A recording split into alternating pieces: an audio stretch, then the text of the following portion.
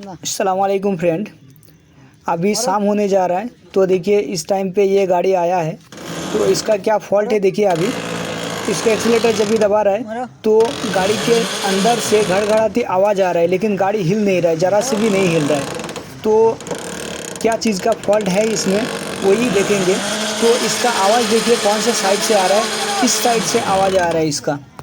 तो इस तरह का प्रॉब्लम ज़्यादातर एक्सेल का दांता जो है घिस जाने से या तो पिनियम ख़राब होने की वजह से इस तरह का प्रॉब्लम आता है। तो हमको खोलने के बाद ही पता चलेगा कि इसमें क्या ख़राबी हुआ। और बाकी जब हमने इसको चलाया तो पता चला कि किस साइड पे प्रॉब्लम है। अगर ऐसे ही इसको घुमाते तो पता नहीं चलता, लेकिन चक्का को उठा के भी आप लोगों को एक बार दिखाते हैं। देखिए चक्का को उठा के देखिए, घुमा रहा हूँ तो इस तरफ ज़्यादा घड़घड़ाती आवाज़ आ रहा है, उस तरफ भी आ रहा है। लेकिन जब चक्का को नीचे करके एक्सेलेटर दबा रहा हूँ तो पता चल रहा है कि इस साइड पे ही प्रॉब्लम है, क्योंकि आवाज़ इस साइड से ही आ रहा है। तो चलिए इस साइड पे मैं पहले खोल रहा हूँ ताकि देखा जाए कि क्या चीज़ का फॉल्ट है इसमें। इस तरह का प्रॉब्लम मैं पहले ही बोला कि ज़्यादातर एक्सेल घिस जाने से या तो आपका जो पिनियम है वो ख़राब हो जाने की वजह से होता है। तो इसमें भी खोल के देखते हैं कि क्या चीज़ का फॉल्ट है। तो देखिए अभी इसमें जब घुमा रहा हूँ तो आप देख सकते हो ये टाइट हो गया। पहले बहुत लूज़ था, लेकिन अब भी घुमा रहा हूँ, एक्सेल में थोड़ा चोट मारा तो ये टाइट हो गया। तो इसमें एक्सेल ही ज़्यादातर हो सकता है कि घिस गया होगा। जब एक्सेल में थोड़ा सा चोट मारा तो एक्सेल अंदर की तरफ गया और देखिए ये टाइट हो गया अभी। तो अभी अगर एक्सेलेटर दबाऊंगा तो गाड़ी, अगर चक्का लगा दिया ना तो गाड़ी आराम से चलेगा अभी, लेकिन फिर क्या होगा, घिस जाएगा कुछ देर चलने के बाद। तो इसको खोल के ही देखना पड़ेगा कि क्या चीज़ का फॉल्ट है इसमें। एक्सेल ही ज़्यादातर घिसा हुआ है या तो पिनियम ख़राब है। तो चलिए खोल लेता हूँ पहले। आप इस ड्रम बोले तो डिफेंस को देख सकते हो। यहाँ पे इसका जो प्लेट है यहाँ पे लॉक लगा हुआ है और किसी किसी पे नट बोल्ट लगा हुआ रहता है। नट, चारों नट को खोलने के बाद, प्लेट को निकालने के बाद आपका एक्सेल निकलता है। लेकिन इसमें सिर्फ लॉक को खोलते ही जो आपका एक्सेल है वो निकल जाएगा। तो लॉक को खोल के देखिए, यहाँ पे थोड़ा सा मैं पुलर से खींच लिया था और हाथ से खींचते ही देखिए निकल गया। और जो मैं पहले ही बोला था, तो देखिए यहाँ पे इसका जो दांता है वो घिस गया है। तो ये गाड़ी वाले का कहना है कि कुछ दिन पहले भी इस तरह का, 1-2 हफ्ते पहले ही इस तरह का प्रॉब्लम आया था। तो उस टाइम ये एक्सेल चेंज करके दिया था। जो गाड़ी वाले बोले तो जो मैकेनिक चेंज किए थे उसके पास बड़ा वाला थोड़ा एक्सेल नहीं था, तो ये वाला लगाया था। तो आपके पास भी अगर इस तरह का प्रॉब्लम आता है तो इसको किस तरह से आप सही कर सकते हो, वही इस वीडियो में आपको दिख जाएगा। तो देखिए मैं भी बड़ा वाला नहीं लगाने वाला हूँ, इसी टाइप का जो हमारे पास एक्सेल है उसको ही फिटिंग करने वाला हूँ, लेकिन थोड़ा अपना दिमाग लगा के।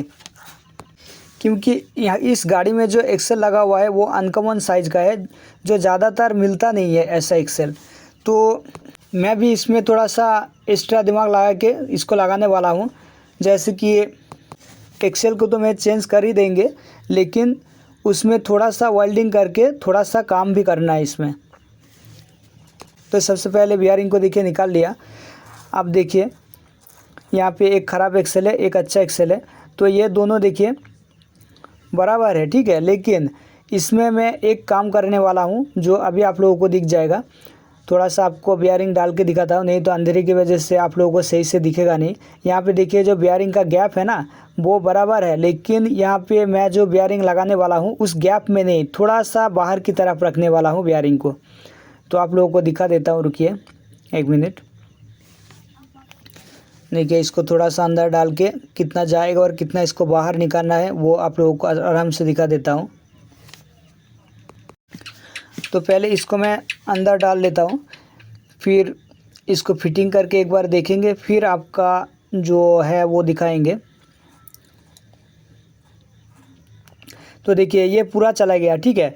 लेकिन हमको क्या करना है, बियरिंग इतना अंदर नहीं देना है, ठीक है। यहाँ पे जो जितना गया है ना, जितना जाना था उतना ही चला गया, लेकिन हमको बियरिंग को थोड़ा सा बाहर की तरफ रखना है। तो आप लोगों को वो भी दिखाता हूँ। देखिए बियरिंग को थोड़ा सा ठोक के बाहर की तरफ कर लिया, जिधर नट बोल्ट लगता है ना उस साइड पे कर लिया। अब क्या करना है, इसमें थोड़ा सा वेल्डिंग कर लेना है ताकि ये बियरिंग जब नट को टाइट करेंगे उस टाइम अंदर ना चला जाए। इसके वजह से देखिए इस तरह से थोड़ा सा चारों ओर वेल्डिंग कर लिया। आप चाहे तो इस तरह से कर सकते हो या तो लगातार कर सकते हो। मैं इस तरह से कर लिया। आपको ये एक चीज़ का ध्यान में रखना है कि बेयरिंग लगा के वेल्डिंग मारोगे तो अगर बेयरिंग टच हो जाएगा ना, तो जब खोलने जाओगे बेयरिंग को बाद में कभी, उस टाइम दिक्कत आ सकता है। इसके वजह से मैं ऐसे ही खुले में वेल्डिंग मार लिया, उसके बाद यहाँ पे बेयरिंग लगा रहा हूँ। देखो हल्का सा बेयरिंग बाहर की तरफ है। अब क्या होगा, इसका जो दांता है एक्सेल का, वो आपका पिनियम में ज़्यादा जाएगा, थोड़ा पिनियम में थोड़ा सा अंदर ज़्यादा जाएगा और इस तरह का प्रॉब्लम जो है वो नहीं आएगा फिर एक्सेल घिस जाने का। वो सब एक्सेल ज़्यादा अंदर की तरफ नहीं जा रहा था बोल के ही इसमें प्रॉब्लम आ रहा था, तो वो प्रॉब्लम 100% ख़त्म हो जाएगा। और इस तरह का प्रॉब्लम आपके पास आता है तो सबसे बेटर होगा आप अगर इसका पिनियम को भी चेंज कर दो तो वो तो बेटर ही है। तो आप देखिए यहाँ पे बेयरिंग को ज़्यादा घुसाया भी नहीं, फिर भी देखिए यहाँ पे पकड़ लिया, एक्सेल को पकड़ लिया पिनियम ने। तो अगर पूरा घुसा देंगे तो वो तो आराम से पकड़ ही लेगा, तो ऐसा प्रॉब्लम इसमें आएगा ही नहीं फिर। और मैं फिर से बोल रहा हूँ कि अगर आप चाहे तो इसका अगर पिनियम को चेंज कर दोगे तो वो बेटर रहेगा, क्योंकि पिनियम का दांता भी घिस जाता है। इसके वजह से मैं ये वीडियो इसलिए दिखा रहा हूँ ताकि आपके पास अगर इस तरह का प्रॉब्लम आता है तो वो आप इस तरह से सही कर सकते हो, इसके वजह से। बाकी ये अगर दिन होता तो मैं पिनियम को भी चेंज कर देता, लेकिन जिस तरह से मैं करके दिया इसमें भी कोई दिक्कत नहीं आएगा, आराम से गाड़ी चलेगा। तो मेरे चैनल को अभी तक सब्सक्राइब नहीं किया, चैनल को सब्सक्राइब कर लीजिए और बगल में जो घंटी का बटन है उसको दबा कॉल नोटिफिकेशन को ओके कर दीजिए। और वीडियो अच्छा लगे तो एक लाइक कीजिएगा और अपने दोस्तों के साथ भी शेयर कीजिएगा। तो चलिए एक बार चला के देख लीजिए आप, तो अभी आराम से चलेगा, कोई दिक्कत नहीं आएगा, क्योंकि मैं इस तरह से बहुत सारा गाड़ी में लगा के दिया हूँ, वो लोग को अभी तक दिक्कत कोई भी नहीं आया है। और आप लोगों को अगर ई रिक्शा टेस्टर डिवाइस जैसे controller, accelerator, motor sensor check करने वाला डिवाइस चाहिए तो मुझसे कांटेक्ट करके ले सकते हो।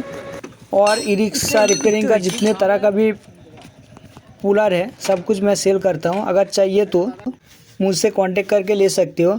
ऊपर दिए गए नंबर पे मेरा व्हाट्सएप है, उस पर आपको कांटेक्ट करना है और उसमें कांटेक्ट करके आप जितने भी पुलर है वो पुलर ले सकते हो। उसके लिए आपका जो फुल एड्रेस है वो व्हाट्सएप पे देना होगा और फ़ोनपे, पेटीएम या गूगल पे में पैसा पे करना होगा। तो यहाँ से हम सामान को कोरियर के ज़रिए भेज देते हैं, स्पीड पोस्ट के ज़रिए मैं ज़्यादातर सामान को भेजता हूँ। तो आप लोगों को अगर चाहिए तो मुझसे कांटेक्ट करके ले सकते हो। Thanks for watch.